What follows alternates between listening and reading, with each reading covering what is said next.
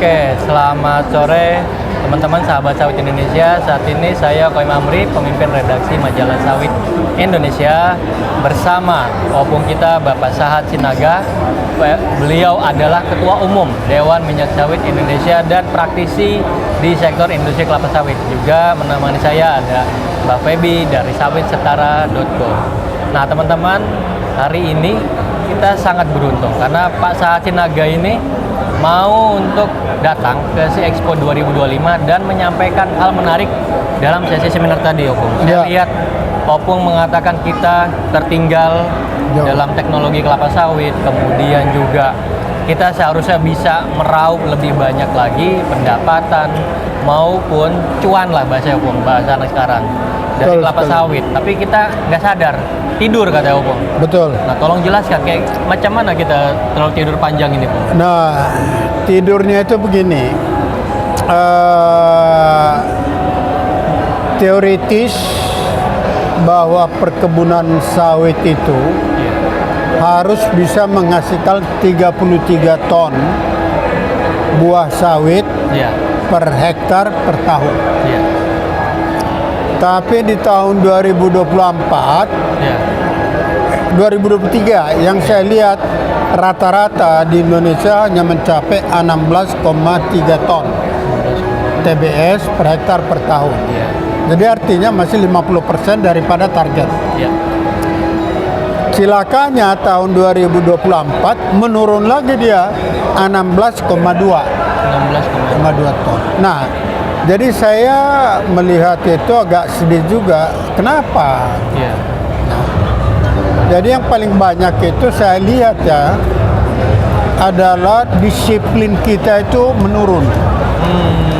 Disiplin kerja di sawit. Yang kedua ada suasana yang tidak kondusif. Ya.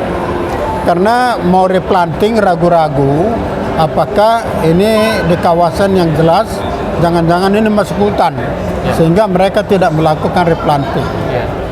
Yang ketiga, para petani kita enggan melakukan replanting karena ketidakadaan dana. Sehingga mereka biarkan menurun. Dan ini berbahaya sekali. Itulah yang saya lihat ya. Nah, last but not least juga adalah tuntutan dunia bahwa kalau menghasilkan sawit itu emisi karbonnya harus rendah. Nah, untuk itu selama ini kita pakai adalah melakukan curing. Curing artinya bagaimana menurunkan. Maka di industri pabrik kelapa sawit kita menginvestasikan yang namanya itu methane capture. Nah, methane capture itu sehingga mengurangi emisi karbon. Ya. Sehingga bahwa sawit kita itu boleh menjadi bahan baku untuk pembuatan biodiesel. Itulah yang dulu dipersyaratkan oleh Eropa. Makanya kita semua sibuk investasi besar-besaran. Nah, itu yang saya pikir perlu kita Indonesia melakukan sesuatu supaya sawit kita ini tetap bisa berkembang dengan baik. Apa yang perlu dilakukan nih, Mbak Syam? Pertama adalah kesadaran, betulnya ya. Yang saya lihat di lapangan itu, pertama perbedaannya adalah gini, konsep manajemen di perkebunan sawit itu tidak boleh disamakan dengan konsep manajemen di industri. Nah, kalau di industri itu kan biasanya mereka lebih banyak menggunakan otak sebetulnya dalam pekerjaan. Sedangkan di dalam sawit perkebunan lebih banyak menggunakan lutut, otot. Nah, ini yang dipakai disamakan. Itulah yang disamakan sehingga sekarang para petani sawit kita, coba kita lihat ya.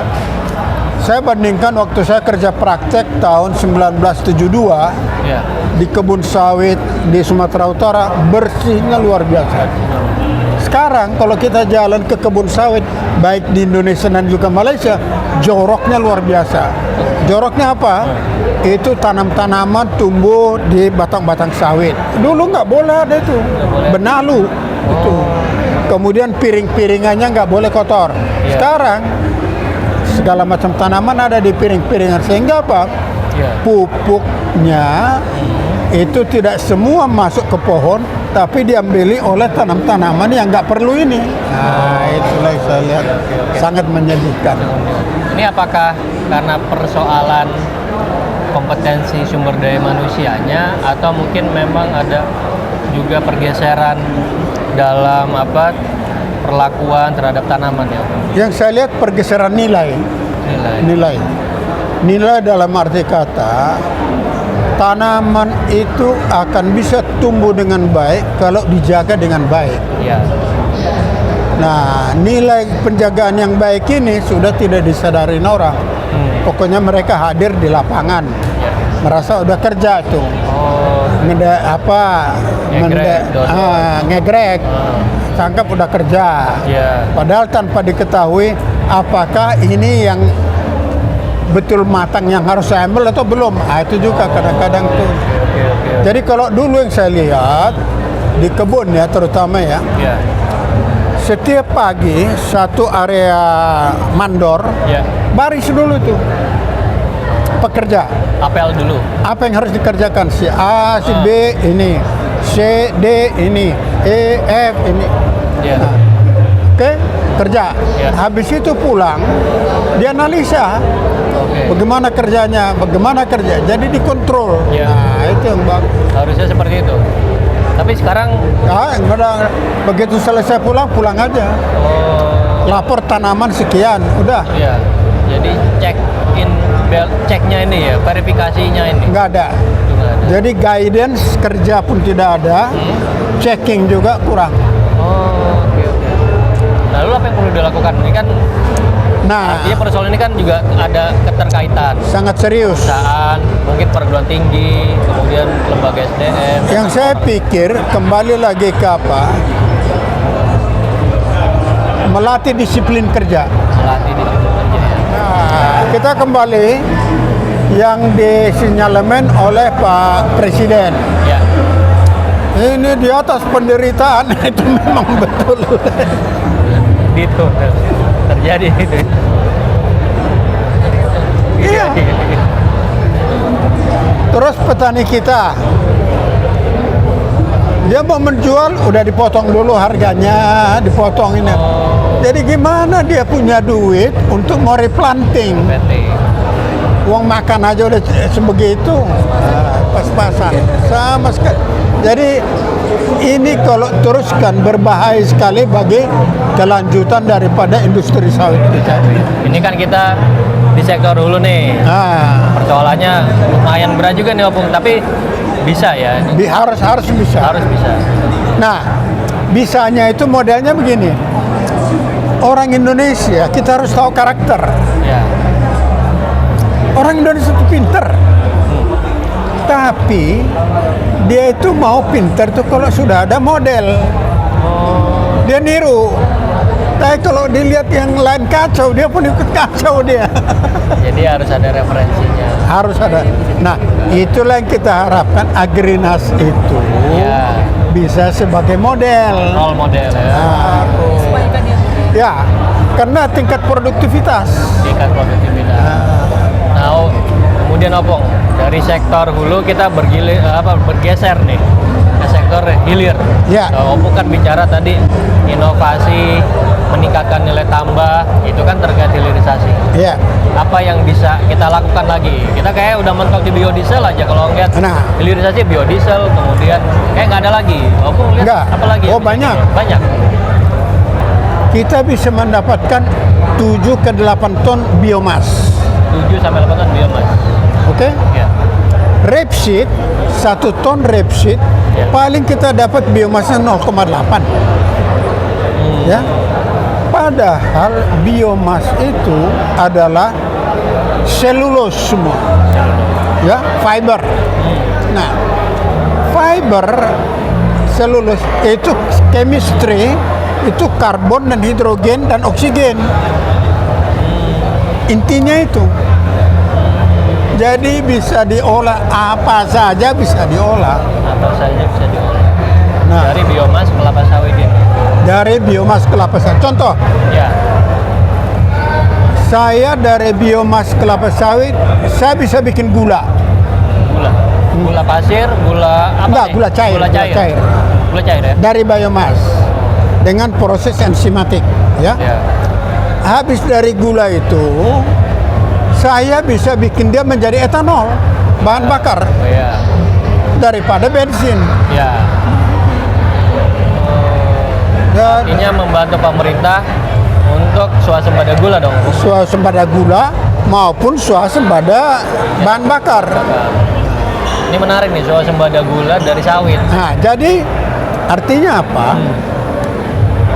Sawit itu pertama itu sebagai pangan, Ya. ya, pangan dan kemudian energi, Ya. ya. Yang ketiga biochemicals. Ya.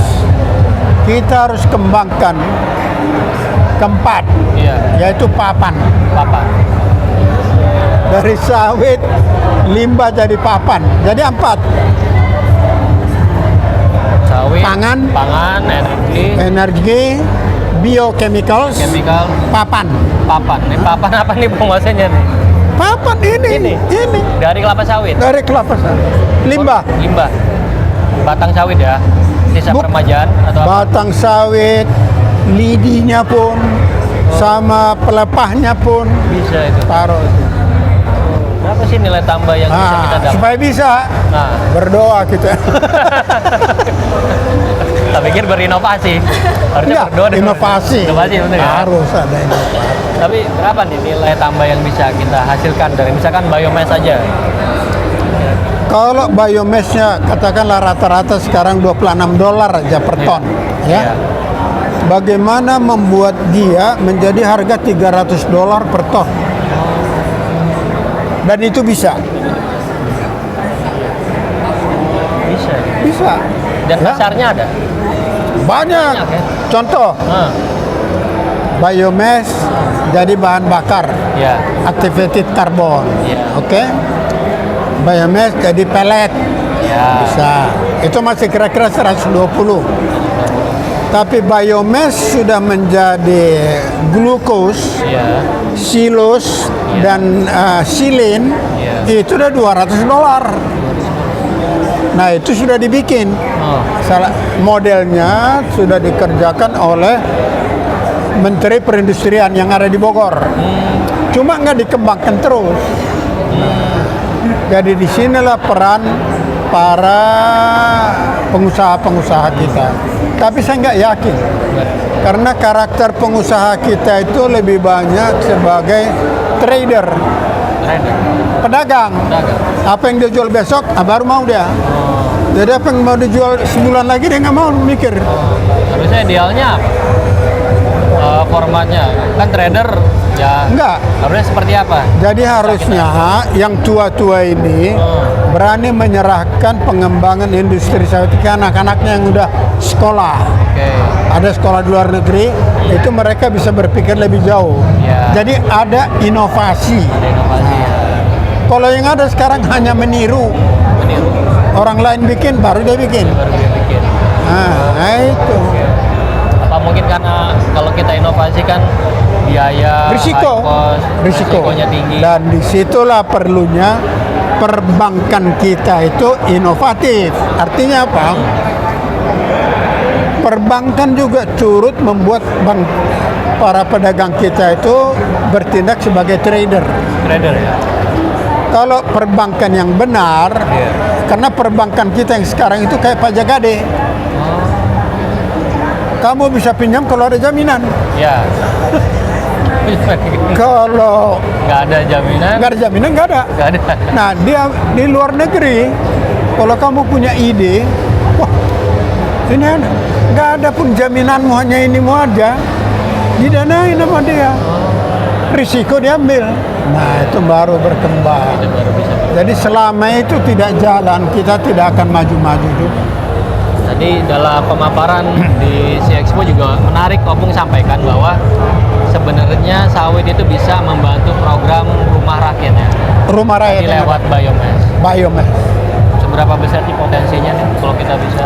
Kalau saya hitung ya, sekarang gini, 16,38 juta hektar.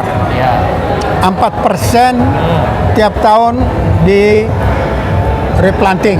600. Coba 640 ribuan. 640 ribu. 650 ribu lah kita ambil ya. 1 hektar 120 pohon. 1 hektar 120 pohon. Ya. Lalu Coba. saya hitung dulu nih. Jadi ini biasanya memang teman-teman kita kalau sama Pak Opung saat itu harus siap-siap menghitung. Hitung. Kalau enggak kacau. Coba. 7,8 juta. 78 juta. 78 juta pohon. Ya. Kan kali 1,3 ton. Kali 1,3. Nah, 101 juta 400 ribu.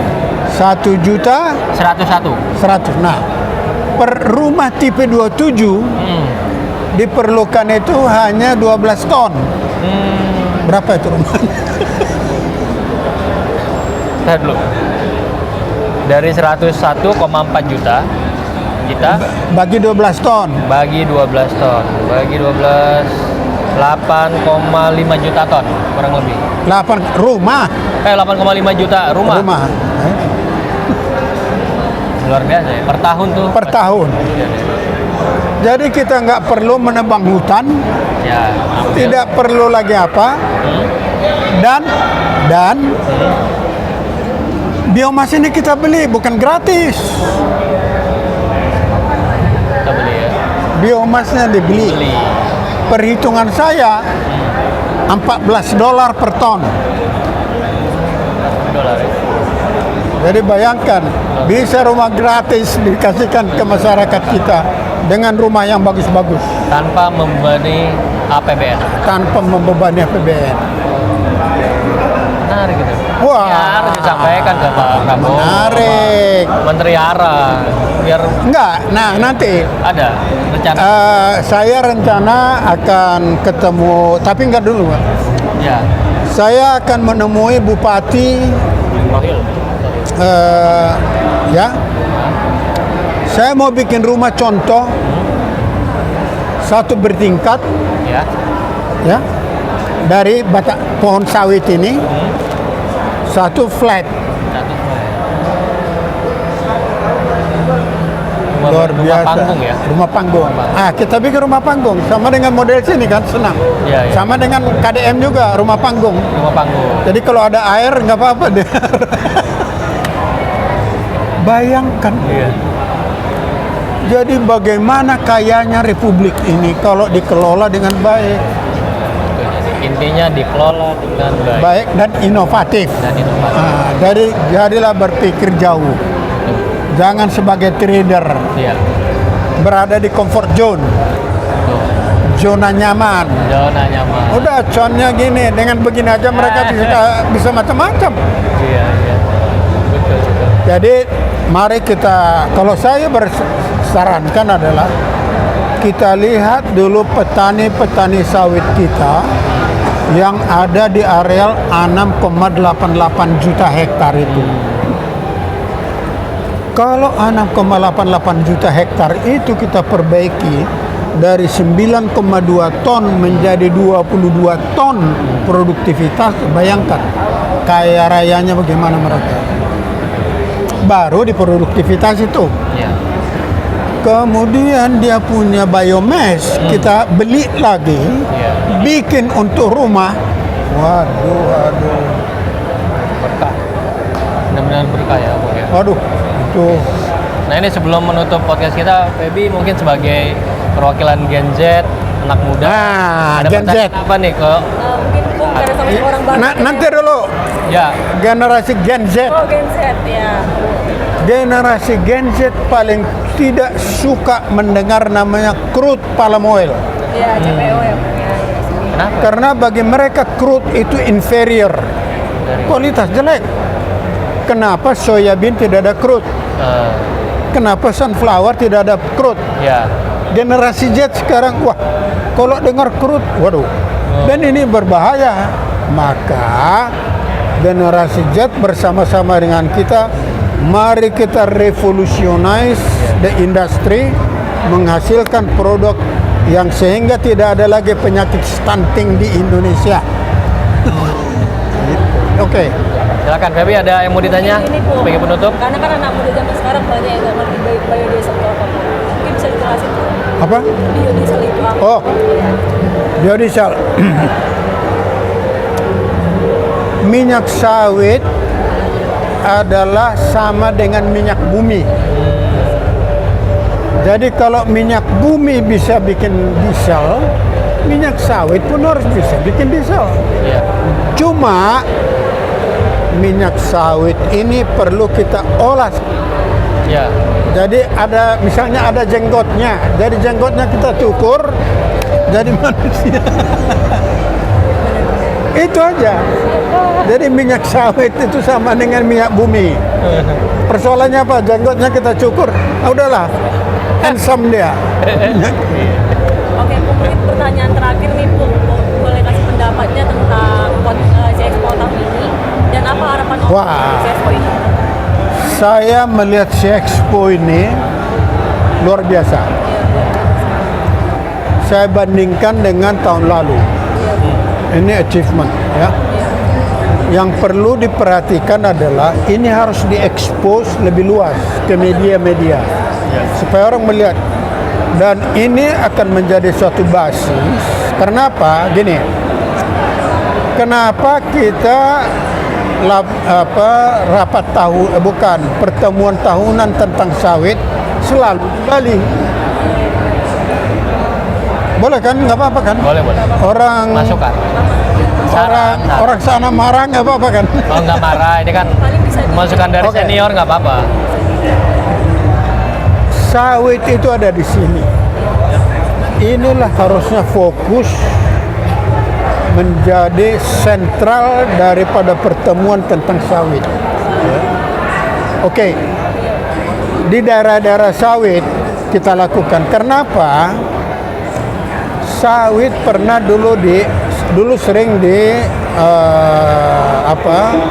pertemuan tahunan mengenai pricing di Denpasar.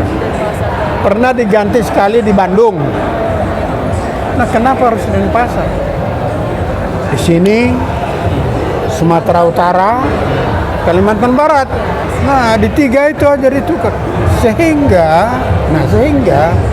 para vendor-vendor ini dia punya relatif ada continuous aktivitas. Mereka nggak perlu lagi bikin baru lagi, kosnya kan mahal. Nah, jadi tolong kalian exposure ke media-media, bukan hanya media televisi, TikTok, apapun, supaya ini intinya adalah disinilah terjadi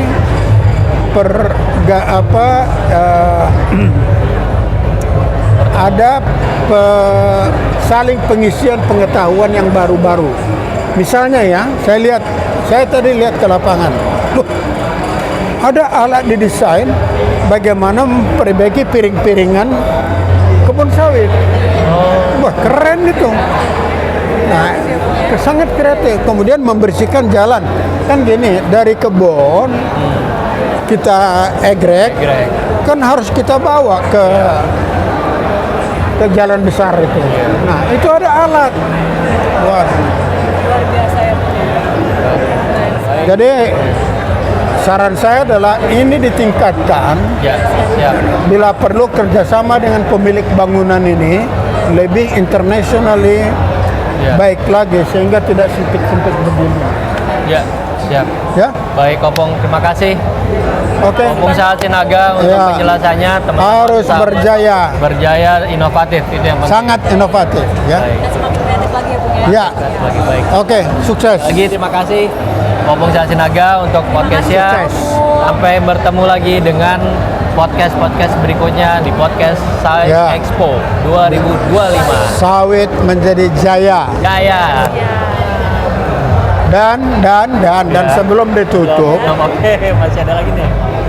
sawit itu jangan kita selfish. Hanya kepentingan Indonesia enggak.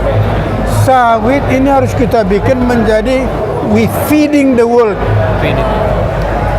Itu feeding the world. Karena dunia membutuhkan, Yang menikmati ya. sangat membutuhkan. Karena apa? Pola makan ini sudah berubah sejak tahun 1700. Pola makan itu ada 3. Ya, diet. Satu adalah protein, kedua adalah lemak, fat, yang ketiga karbohidrat.